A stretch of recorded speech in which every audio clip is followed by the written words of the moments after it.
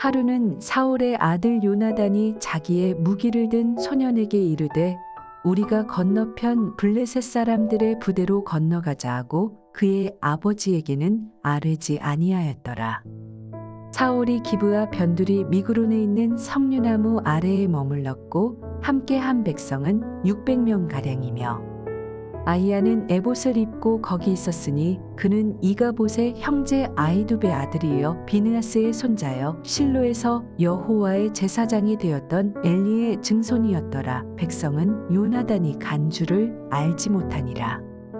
요나단이 블레셋 사람들에게로 건너가려 하는 어기 사이 이쪽에는 험한 바위가 있고 저쪽에도 험한 바위가 있는데 하나의 이름은 보세스요 하나의 이름은 세네라. 한 바위는 북쪽에서 믹마스 앞에 일어섰고 하나는 남쪽에서 게바 앞에 일어섰더라. 요나단이 자기의 무기를 든 소년에게 이르되 우리가 이 할례 받지 않은 자들에게로 건너가자 여호와께서 우리를 위하여 일하실까 하노라. 여호와의 구원은 사람이 많고 적음에 달리지 아니하였느니라. 무기를 든 자가 그에게 이르되 당신의 마음에 있는 대로 다 행하여 앞서가소서. 내가 당신과 마음을 같이하여 따르리이다. 요나단이 이르되 보라 우리가 그 사람들에게로 건너가서 그들에게 보이리니 그들이 만일 우리에게 이르기를 우리가 너희에게로 가기를 기다리라 하면 우리는 우리가 있는 곳에 가만히 서서 그들에게로 올라가지 말 것이요.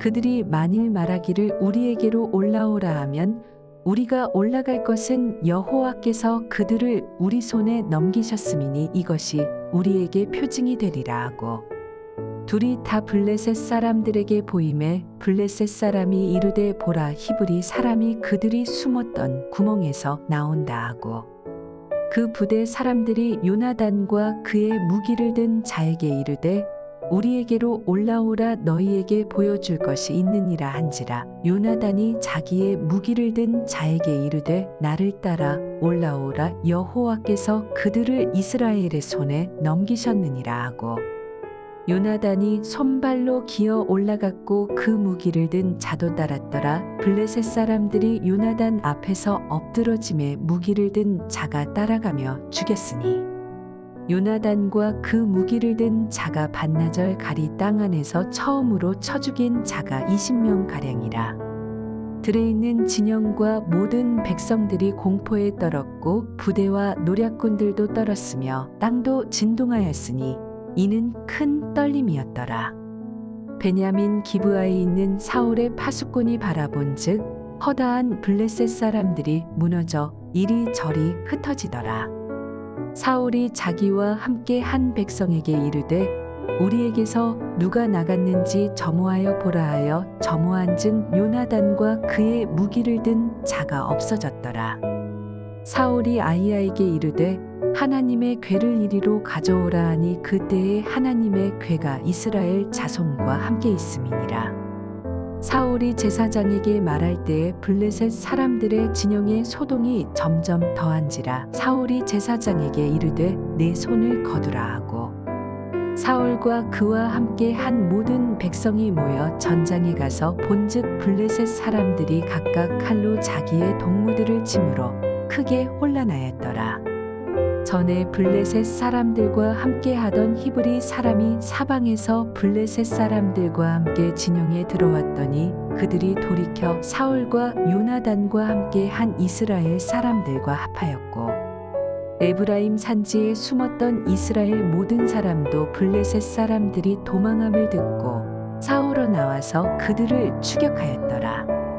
여호와께서 그날에 이스라엘을 구원하심으로 전쟁이 베다웬을 지나니라. 샬롬 2월 16일 목요일 큐티입니다. 말씀과 기도로 하루를 시작하는 우리를 하나님은 기뻐하십니다. 사랑의 하나님께서 오늘도 말씀과 기도로 살고자 하는 우리에게 복의 복을 은혜 위에 은혜를 더해 주실 줄 믿습니다. 오늘 본문에서 사울의 아들 요나단은 하나님의 구원이 사람의 많고 적음에 달려있지 않다라고 합니다. 이 믿음의 선언을 한 후 요나단은 자기의 무기를 든 소년과 함께 블레셋을 공격합니다. 블레셋 사람들이 흩어지고 자기 동물을 서로 치니 그 진영이 크게 혼란에 빠집니다.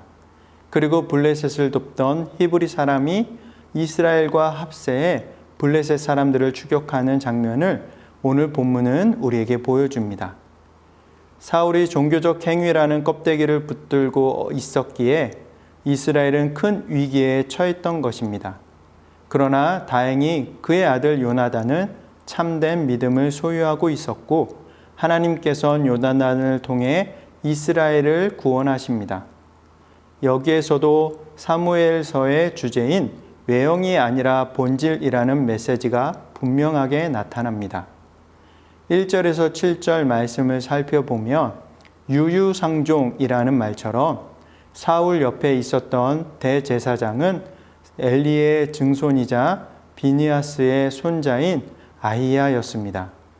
아히야도 할아버지와 증조 할아버지처럼 껍데기 신앙에 빠져 있었습니다. 종교 행위에 붙들려 있던 사울은 블레셋의 위세 앞에 석류나무 밑에서 아무것도 못하고 있었습니다. 하지만 그의 아들 요나단은 아버지와 달리 선제 공격을 계획합니다. 그것도 단 둘이서 블레셋 진영을 칠 작전을 짭니다. 아마도 요나단은 많은 병사가 한꺼번에 달려들 수 없는 험한 바위 지형을 이용하면 작은 성과라도 올릴 수 있다라고 판단한 것으로 보입니다. 무엇보다 그는 하나님의 구원은 사람의 많고 적음에 달려있지 않는다라는 믿음의 말을 합니다.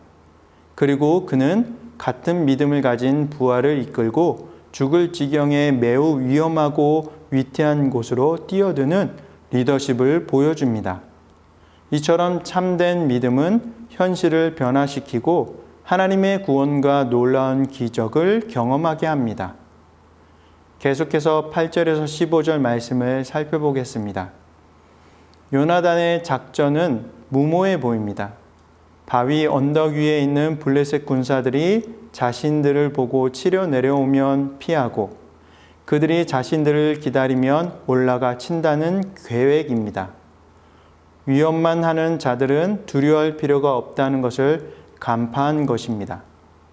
실제로 언덕 위에 있던 블레셋 군사들이 위험만 하자 요나단은 승리를 확신하며 비탈을 기어 올라가 20명을 죽이는 성과를 올립니다. 이때 아군 20명이 단 2명의 적에게 당하는 모습을 본 블레셋은 모든 백성이 공포에 떨었고 부대의 군인들과 특공대들도 모두 떨었습니다. 그때 땅까지 뒤흔들리며 하나님이 보내신 공포에 휩싸이게 됩니다. 이처럼 하나님은 믿음으로 담대히 실천하는 자와 함께 하시며 같이 싸워주십니다. 하나님이 함께 하시고 같이 싸워주시면 그 수가 적고 무기가 변변치 않더라도 반드시 승리하게 된다는 것을 믿습니다. 계속해서 16절에서 23절 말씀을 살펴보겠습니다. 사울은 요나단과 그 무기 든 자가 블레셋 진영을 무너뜨리고 있다는 보고를 받고서도 아무런 대응을 하지 않고 하나님의 궤를 가져오라며 하나님의 뜻을 알아보는 의식을 진행합니다. 이처럼 껍데기 신앙의 메인 자는 하나님의 역사를 목격하고도 그 앞에 순종하지 못하는 종교 행위에 빠져듭니다. 사실상 사울은 아무것도 하지 않았던 것입니다. 블레셋 진영은 스스로 무너져 서로 싸웠습니다. 블레셋에 징집당했던 히브리 사람들이 반역을 일으켰습니다. 블레셋의 침공에 두려워 숨었던 사람들이 용기를 얻어 뛰어나왔습니다. 이처럼 요나단이라는 믿음의 사람 한 명이 담대히 나서자 두려워 떨며 아무것도 못했던 사울을 비롯한 이스라엘 모든 백성이 덩달아 혜택을 입어 큰 승리를 경험할 수 있었습니다. 사랑하는 여러분, 이 믿음의 사람 한 명이 중요합니다. 그리고 반드시 필요합니다. 이 믿음의 한 사람이 되기를 예수님의 이름으로 축복합니다. 사무엘서는 일관되게 신앙은 종교가 아니며 일상 가운데 역동적인 실천으로 나타나야 함을 가르치고 있습니다. 하나님께서 나와 함께 하심을 진정으로 믿는다면 어떤 상황에 놓이더라도 요나단과 같은 담대함과 실천하는 신앙, 즉 바른 믿음을 가질 수 있습니다. 요나단이 했던 믿음의 말처럼 하나님의 구원은 그 수의 많고 적음에 달려있지 않음을 우리는 굳게 믿어야 합니다. 하나님은 믿음의 사람과 함께 하시고 반드시 큰 구원을 이루시는 줄 믿습니다. 우리 모두가 그 믿음의 한 사람이 되기를 예수님의 이름으로 축원합니다.